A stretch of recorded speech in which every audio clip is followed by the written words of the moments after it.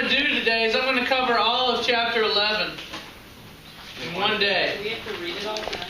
You know, you were supposed to read 11:1 and 11:2 last night. Did you do that? Did you not do that, Olivia? You're doing You did not? You just admitted that you did. Liar. I know. You liar. How are you Bow doing your the rest of the sensei. chapter? Bow your sensei. What? We read the rest of the chapter. Read the rest of it tonight. That's right. That was my question. Liar.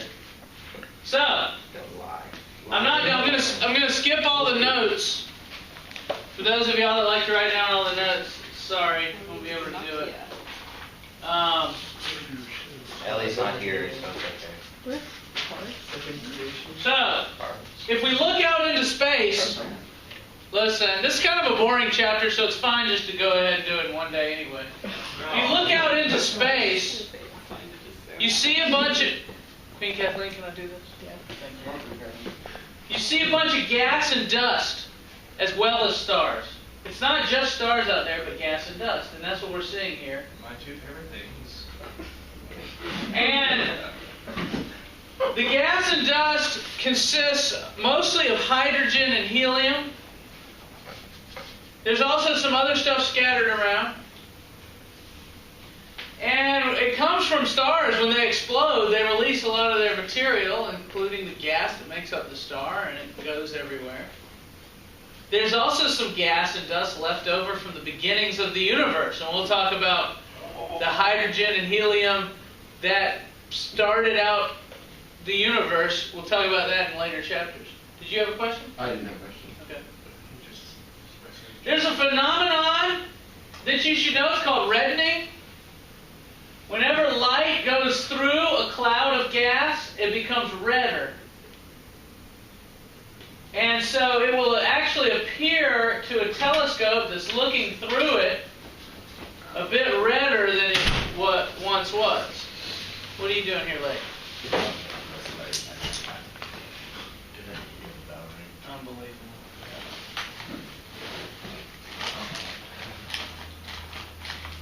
So basically, what happens is the blue light is scattered by the dust. The blue light? They have shorter wavelengths, and they'll ricochet off the dust particles, and the red light with the longer wavelengths will go right through.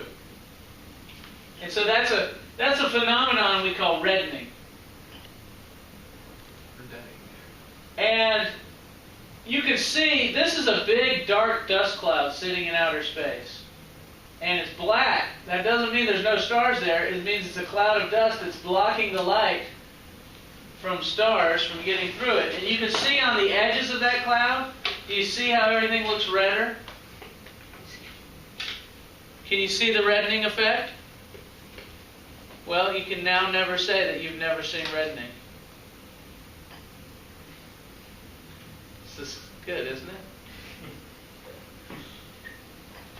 So those stars look redder because the light's going through the dust. Stars behind it can't get through at all. That's a pretty big dust cloud. It's called a dark dust cloud.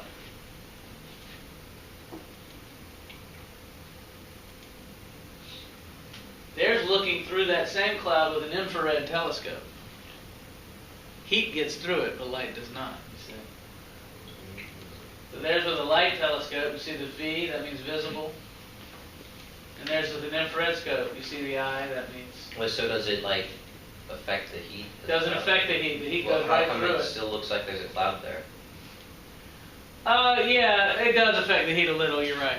The one on Yeah. the left. But not as much. 20 times brighter. That one on the left. See, it's like that small red dot. Look Yeah, at it is. You're right. It's like huge. It's because it's so hot. It's got a lot of heat. It's a big valley. It's pretty cool. Gravy. So reddening is the same reason why sunsets appear red. Have you ever wondered why sunsets appear red? Because the light's traveling through all the dust in the atmosphere. Yeah, when the sun is low in the sky, and y'all understand the sun doesn't move, right? It's the earth that's turning. But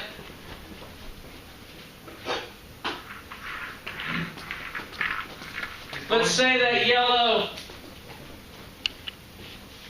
this thing, which I don't know why it's still there, and I don't know where it came from, but anyways, as the Earth turns, if the sun's over there, and you're standing on the horizon, if you're standing right here, the sun's right overhead, and the sun is bright. But if you turn, if the Earth turns like this, then to see the sun, this is when the sun rises and when the sun sets, you're looking through a lot of atmosphere. You're looking through a lot of, the sunlight has to come through a lot of atmosphere. And as the sunlight comes through the atmosphere bounces all the blue light away, and you're just left with the red. That's why sunsets look red. And it's also why the sky looks blue. So right now it's sunlight, and if you go outside, you see the sun over here. You can't look at the sun, it's just too bright. But if you look at the sky over here, it's blue. That's because the light is hitting the atmosphere, and the blue is being reflected down. It's being deflected down and hits your eyes. It's refraction. So the blue is easily refracted. The red keeps on going. So if we look at the sky, it looks blue. Isn't that cool? Did you ever wonder why the sky was blue? Yep. You guys. All you want to do is play Xbox. You don't want to learn about anything. Well, things are about to change.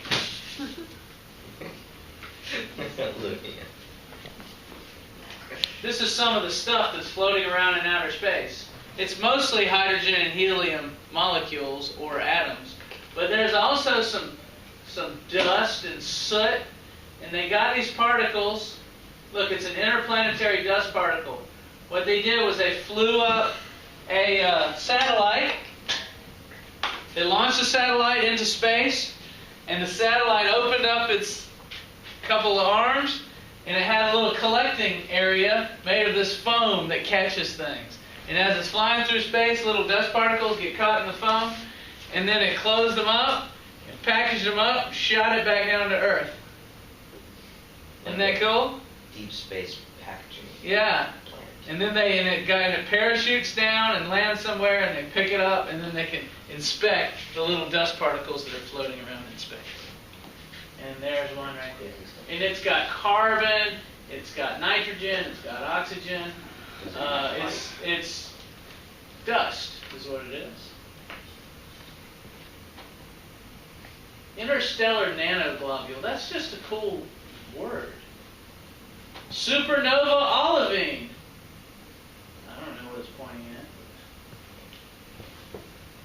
at. Olivine, I guess, is only created in supernovas.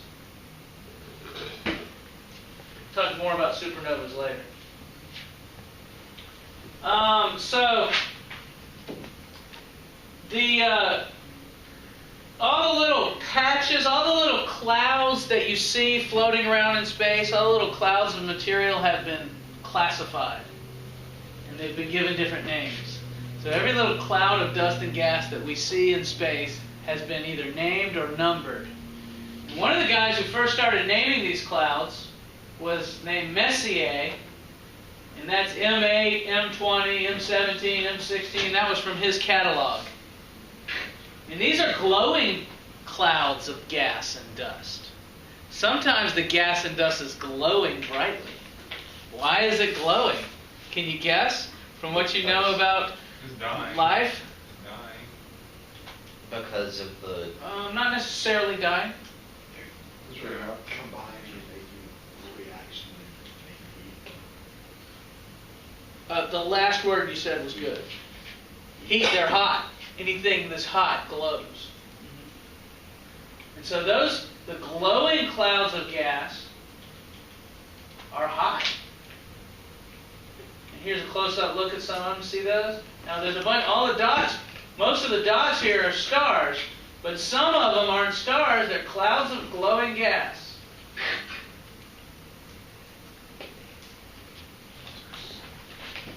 Some of them look blue and some of them look red.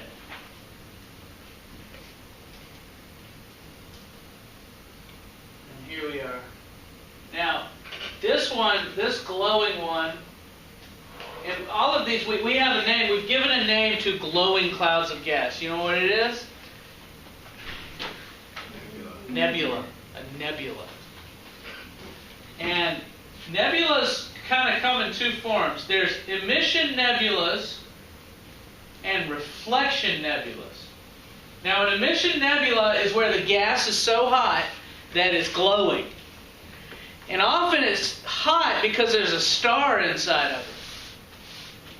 And so this is a cloud of gas that has one or more stars inside of it. And the stars are real hot, and so their energy comes off and heats up the gas, and the gas starts shaking real fast and vibrating, and it sends out energy of its own. And so they call these emission nebulas because they're glowing hot clouds of gas, and they're always kind of red in color. Because red is the color that hydrogen sends out when it's hot. Do you remember when I got we were doing the spectroscopes up here and I had the hydrogen, and when I plugged it in it was red? Do y'all remember that? Yes. We looked at it with the spectroscopes. Lee, you getting any of this? Lee? Yeah, Michael. Okay, can I do that? Yeah. Now the blue nebula are reflection nebula, which means they aren't glowing at all. They're not hot enough to glow. What's happening is light from something else, like this emission nebula, is hitting them and being refracted away. And refracted light is blue, just kind of like our sky is blue. And so, reflection nebulas are clouds of gas that aren't glowing, but they're close enough to something that is glowing that they reflect blue light.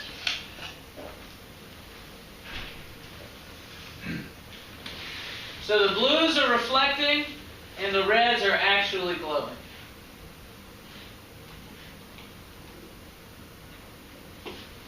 Isn't that cool?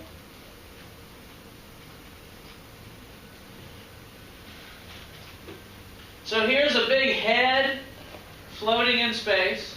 That's an observer. And if you're looking and you see here's an emission nebula, and it's sending out red light, and so if you look right at it, it looks red. Some of that light will hit the dust cloud and bounce off of it as blue, scattered blue light. And so you see a reflecting one as blue. This is just describing that picture I just showed you, what's happening there.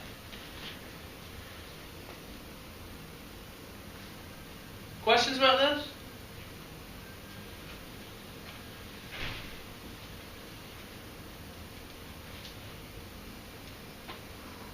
There's some real pretty nebulas out there. They have names for all these nebulas.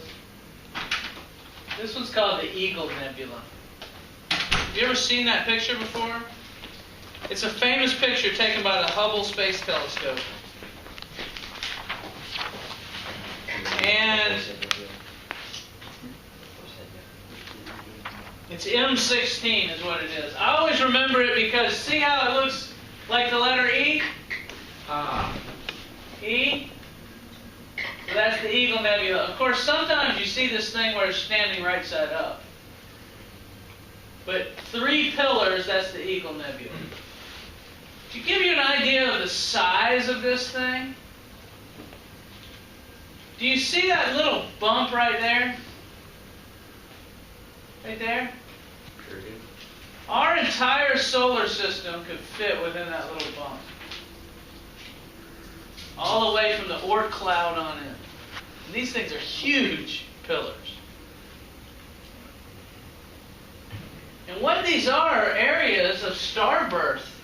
Because these pillars kind of fall down on themselves because of gravity. And eventually they'll squeeze tightly together and stars will appear at their centers.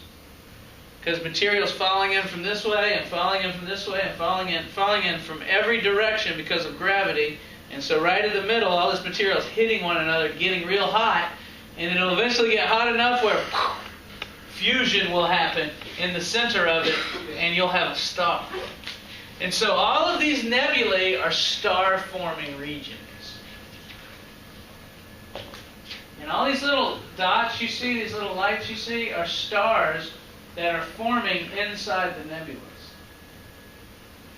And what will eventually happen is the whole cloud will disappear, and you'll have a bunch of stars left in that area. And then any gas that didn't end up forming stars gets kind of blown away by all the solar wind coming off all these stars. It takes billions of years for this to occur, hundreds of millions.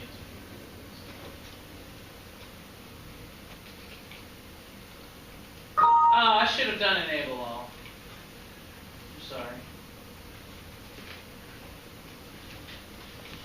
Gaseous pillars of star birth. Doesn't that sound poetic? This video sequence zooms across actual imagery of the M16 nebula.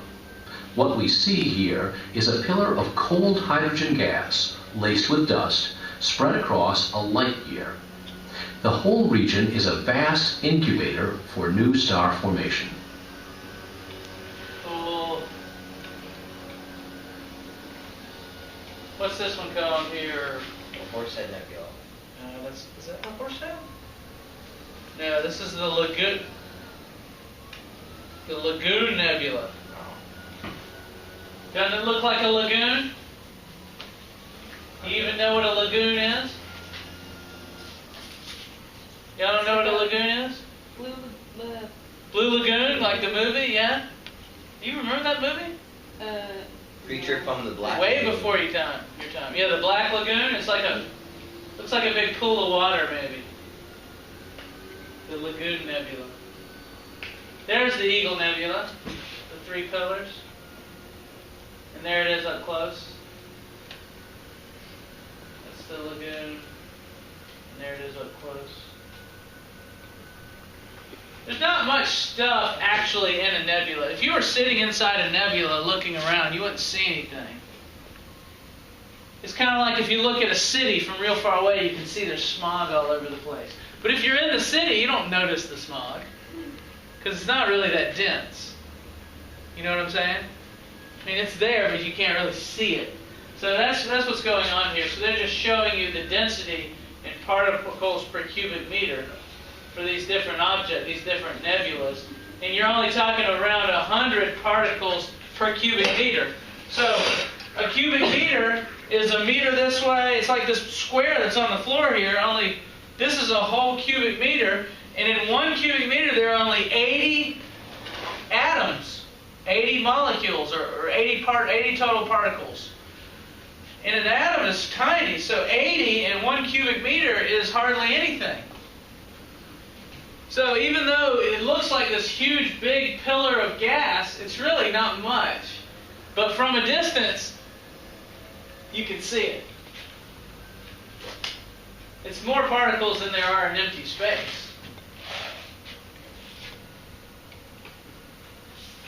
Here's another cloud. Here's some dark dust clouds. How hot does it have to get to glow? That's a great question. I like that question. How hot does it have to get to glow? I don't know. I'm gonna guess. I mean, it's kind of like a iron that you put in the fire. How hot does that thing have to get to start glowing? Pretty hot. It's not a very good answer, is it? But it's hotter than if it's just room temperature here. Gas and dust and solids that are just room temperature aren't glowing. So it's hotter than that. It's hotter than that. Fire glows brightly. It's, a burning splint is glowing. An iron that you set in the fire is glowing. So somewhere around that temperature is when it starts glowing. I don't know what that temperature is, though. Ooh, this shows, look, reflection nebula because it's blue. Dark dust cloud because it's not glowing at all. It's too cold to glow at all. And there's a emission nebula right there that's red. They're all together in the same area. And there's Real hot one. There's the Horsehead Nebula. You ever heard of that one? Doesn't it look like a horse's head? What's that guy without a head? With 2 arms and a dress. Okay. That's an arm and that's an arm? Yeah. But he doesn't have a head. No head. There will be a head there. Kind of looks female, not me. Yeah. Well, somebody thought it looked like the horse's head. I don't see it.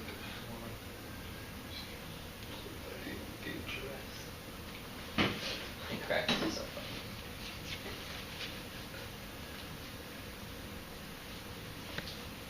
Consolation prize. I have no idea what's going on.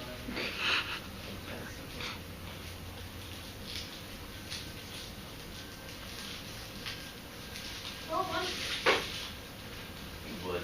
The Tarantella Nebula. Isn't that a good name?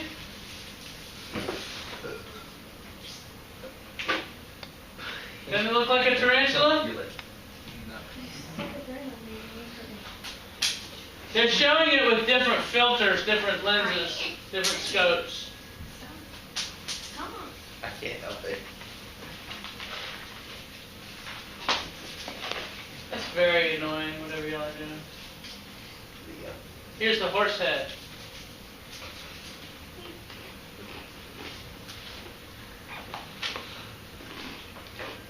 They're flying into it, just zooming in.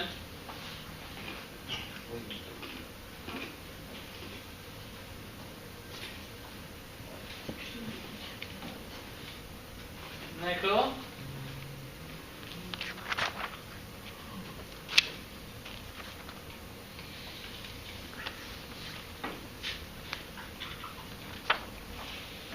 We don't need to talk about that. We don't need to talk about that. Emission Nebula? Nah.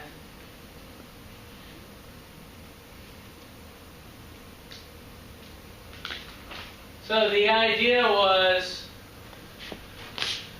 or the idea is that, like I said, gravity takes a large cloud, and this is huge. I mean, this might be hundreds of light years across. Okay? And this huge cloud starts to collapse on itself due to gravity. And often while it's collapsing, it breaks up into smaller clouds. And see, the smaller clouds are more dense.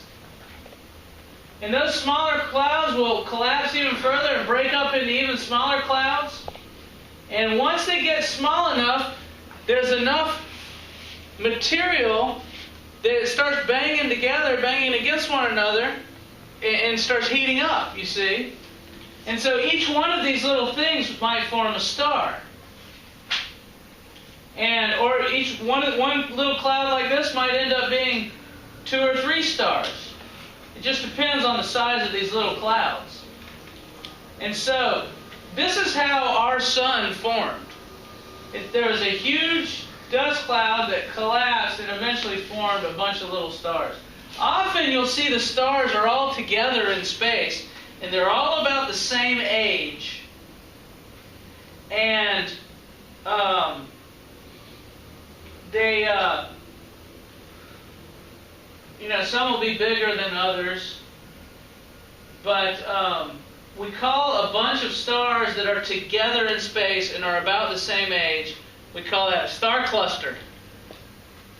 And star clusters usually form from one single cloud. One single cloud can collapse and produce, say, 50, 100, even 1,000 stars, depending on how big the cloud was, and that's a star cluster. Now, some stars live longer than others, you see. So our sun could have been part of a star cluster. But if some of the stars were bigger stars don't live very long. They burn out their fuel really fast and collapse and blow up. So the sun could have been a part of other stars that have since collapsed and blown up, and only the sun is left. And so we're kind of all alone right now.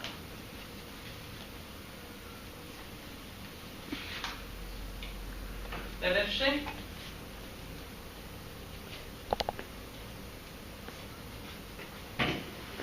Have you ever seen Orion? Has anyone gone outside to see Orion? It can be seen late at night now. Have any of y'all seen that?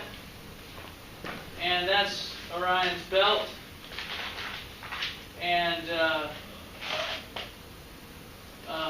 if you look at the sword of Orion, he supposedly has a sword here. The middle star of Orion's sword is not a star. It's a nebula. Looks like a star to us. Are those the real colors that first that picture?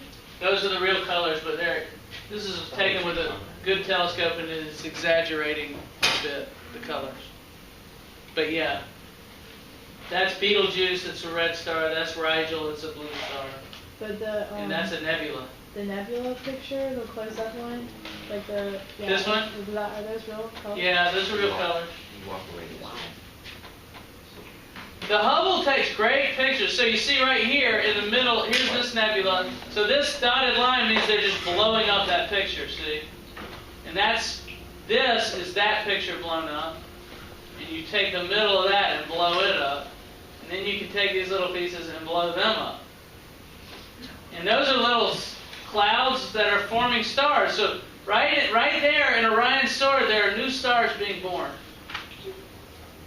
A star is born. Have you ever seen that? It's some sort of play. It's an episode of SpongeBob. Can I go to the bathroom? Right? Yeah. Patrick. So, when this cloud collapses and starts heating up and glowing, we have the beginnings of star formation. And that will appear on an HR diagram. It'll be red, because it's cooler than a star. But it'll be pretty luminous. And so here it's coming in. Remember I said this main sequence is where the stars live out their lives. But they have to enter the main sequence from the right over here. So a big cloud that's glowing and collapsing and will soon become a star is right here. And the number 4 means it's at stage 4 of star formation.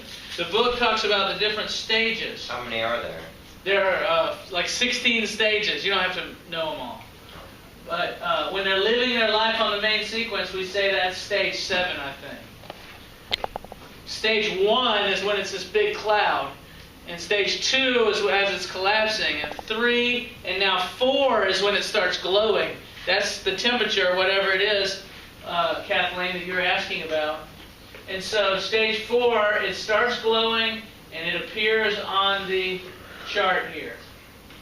And then it's going to keep collapsing. Look at this. It went from this huge cloud to smaller, and it's even smaller. And here it's starting to glow. That's stage 4.